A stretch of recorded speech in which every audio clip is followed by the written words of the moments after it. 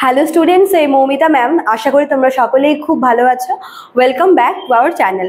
আজকে আমি তোমাদের 5th সেমিস্টার মেজর ইংলিশের পেপার 9 থেকে ফেইল্ড স্টেটস বা ব্যর্থ রাষ্ট্র বলতে কি বোঝো বা এগুলোর যে সংজ্ঞা বা এগুলোর ভূমিকা কি তার উপরে কিন্তু আজকের ক্লাসটা ডিসকাস করব। তাহলে দেরি না করে শুরু করে দিই আজকের টপিকটা। দেখো, গ্লোবাল পলিটিক্স বা বিশ্ব রাজনীতিতে এই যে ব্যর্থ রাষ্ট্র বা ফেইল্ড স্টেট কিন্তু একটা খুব গুরুত্বপূর্ণ সমস্যা, খুব চ্যালেঞ্জিং একটি বিষয়। ঠিক আছে, ব্যর্থ রাষ্ট্র বলতে কাদেরকে বলা হচ্ছে?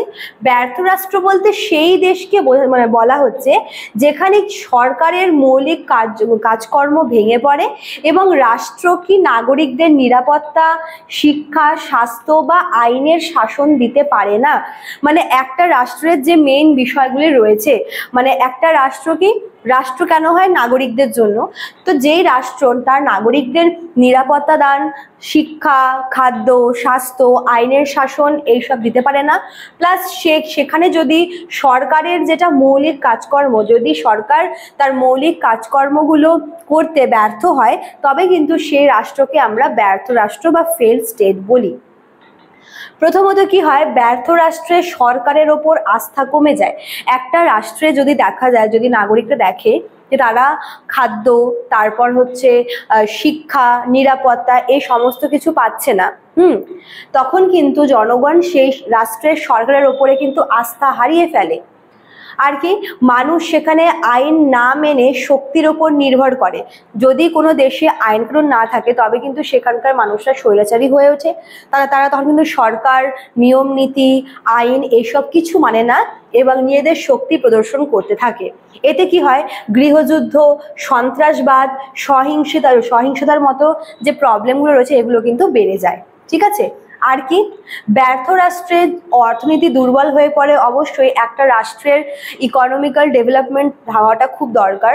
এবার একটা রাষ্ট্রে যদি ঠিক করে যদি শাসন কাজ না হয় তবে কিন্তু সেই রাষ্ট্রের অর্থনীতি দুর্বল হয়ে পড়ে এবং সেখানে মানুষের কর্মসংস্থান হয় না, মানুষ কাজকর্ম পায় না, সেখানে খাদ্যের অভাব দেখা যায়, সেখানে বাইরের কোনো দেশ কিন্তু সেই দেশে বিনিয়োগ বন্ধ করে দেয়। এতে কি হয়, সেই দেশে পোভার্টি কিন্তু বাড়তে থাকে। ঠিক আছে, এই প্রবলেমগুলো হয়। যেরকম প্রশাসনিক দিক থেকে একটা রাষ্ট্রকে স্ট্রং হওয়া দরকার, ইকোনমিক্যাল দিক থেকেও স্ট্রং হওয়া দরকার। যদি একটা রাষ্ট্রের যেটা সরকার যদি দুর্বল হয়, সরকার যদি দেশের মানুষকে নিরাপত্তা, স্বাস্থ্য, শিক্ষা দিতে না পারে, আর কি, যদি সেই রাষ্ট্রের অর্থনীতি দুর্বল হয়ে পড়ে, যদি মানুষের কর্মসংস্থান না থাকে, যদি মানুষ খাদ্যের অভাব ঘটে, যদি বাইরের দেশ বিনিয়োগ না করে, তাহলে কিন্তু সেই দেশের অর্থনীতিও ভেঙে পড়ে। আর কি দেখো, তৃতীয়ত, ব্যর্থ রাষ্ট্রে কি হয়, প্রশাসন ও বিচার ব্যবস্থা দুর্নীতিগ্রস্ত হয়। মানে ব্যর্থ রাষ্ট্রে কি সেখানকার যে প্রশাসন থাকবে, সেখানকার বিচার ব্যবস্থায় কিন্তু থাকবে দুর্নীতি, সেখানে মানুষ বিচার পাবে না, ন্যায় বিচার পাবে না। আইন শৃঙ্খলা যদি দুর্বল হয় তাহলে কি সাধারণ মানুষ কি সেখানে নিরাপদে বাঁচতে পারে না। যেই দেশের আইন শৃঙ্খলা যত দুর্বল সেই দেশের কিন্তু মানুষ নিরাপদ নয়। ফলে মানুষ কি করে, দেশ ছেড়ে অন্যত্র চলে যায় এবং শরণার্থী সংকট তৈরি হয়, রিফিউজি। মনে করো একটা দেশে যদি মানুষ মানে সিকিউরিটি না পায়, যদি খাবার না পায়, যদি কর্মসংস্থান না পায়, যদি মানুষ সেখানকার আইনের শৃঙ্খলার ওপরে নির্ভর করতে না পারে, যদি ভরসা করতে না পারে, আস্থা রাখতে না পারে, তবে কিন্তু সেই মানুষরা কি করবে, সে দেশের লোকেরা সেই দেশ ছেড়ে অন্য দেশে চলে যাবে। এর ফলে কি, ওই অন্য দেশে কিন্তু এই রিফিউজির যে ক্রাইসিসটা এটা কিন্তু বাড়বে। ঠিক আছে, আর কি দেখো প্রবলেম হয়, ব্যর্থ রাষ্ট্রে কি, ব্যর্থ রাষ্ট্র বলতেই কিন্তু সেটা আন্তর্জাতিক শান্তির জন্য একটা থ্রেট। কেন? কারণ যেই রাষ্ট্রের অর্থনীতি দুর্বল হয়, প্রশাসন ব্যবস্থা, বিচার ব্যবস্থা দুর্বল হয়, যেই দেশের সরকার দুর্বল হয়, ঠিক আছে, সেই দেশে কিন্তু এই সন্ত্রাস বাহিনী বা এই টেরোরিজম বিষয়টা, আর কি, সেখানে আর্মস যে আর কি ট্রাফিকিং, আর কি মাদক ব্যবসা, এগুলো খারাপ জিনিস কিন্তু ছড়িয়ে পড়ে। এর ফলে কি হয়, এর ফলে পুরো বিশ্বের যে নিরাপত্তা, মানে আন্তর্জাতিক শান্তির ক্ষেত্রে আন্তর্জাতিক নিরাপত্তা কিন্তু বিঘ্নিত হয়। যেরকম আফগানিস্তান, সোমালিয়া, সিরিয়া, এই দেশগুলোতে কিন্তু মানে এই দেশগুলোতে হচ্ছে অর্থনীতি বলো, আইন শৃঙ্খলা প্রশাসন, এগুলো ভীষণ দুর্বল। যে কারণে এইসব দেশে হচ্ছে এই সন্ত্রাসী আর কি কার্যকলাপ, তারপর হচ্ছে এই অস্ত্র, মারণাস্ত্র, যে বিভিন্ন রকমের অস্ত্র উইপন্সগুলো আছে হিউম্যান ডিস্ট্রাকশনের জন্য আর কি, মাদক ব্যবসা, এগুলো কিন্তু হচ্ছে এই সমস্ত দেশে এগুলোর কারবার বেড়ে যায়। এর ফলে সেই দেশ কি বৈশ্বিক নিরাপত্তার ক্ষেত্রে একটা থ্রেট হিসেবে কাজ করে এবং এই দেশগুলোকে কিন্তু ব্যর্থ রাষ্ট্র হিসেবে ধরা হয়ে থাকে। এক্ষেত্রে কি করতে হবে, আন্তর্জাতিক যে সংস্থাগুলো আছে, যেরকম জাতিসংঘ আছে, ওয়ার্ল্ড ব্যাংক বা বিশ্ব ব্যাংক আছে, এছাড়াও যে রিজিয়নাল যে ইনস্টিটিউশনগুলো আছে, সেই ইনস্টিটিউশনগুলো কি করতে পারে, সেই আঞ্চলিক সংগঠনগুলো কি করতে পারে, তারা কিন্তু এই সব ব্যর্থ রাষ্ট্রগুলোকে সাহায্য করার চেষ্টা করতে পারে। যে ব্যর্থ রাষ্ট্র মানে কি বললাম, সেখানে খাবারের অভাব, সেখানে কাজের অভাব, সেখানে সরকার ভালো না, সেখানকার বিচার ব্যবস্থা দুর্বল, সেখানকার শাসন দুর্বল, অর্থনীতি দুর্বল।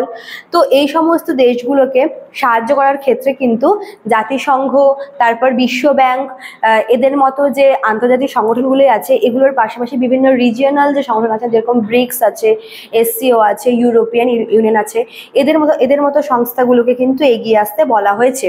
যদি তারা খাদ্য, স্বাস্থ্য এবং শিক্ষা খাতে যদি সহায়তা দেয়, তাহলে কিন্তু বলতে পারো যে ভালো একটা বিষয়ের দিকে পুরো ব্যাপারটা এগোবে। ঠিক আছে, এক্ষেত্রে শান্তিরক্ষী বাহিনীও পাঠানোর ক্ষেত্রে বলো বা আন্তর্জাতিক অর্থনৈতিক পুনর্গঠনের পরিকল্পনা করে, তাহলে কিন্তু সেই দেশ বা ব্যর্থ রাষ্ট্রের লিস্ট থেকে সরে আসতে পারে।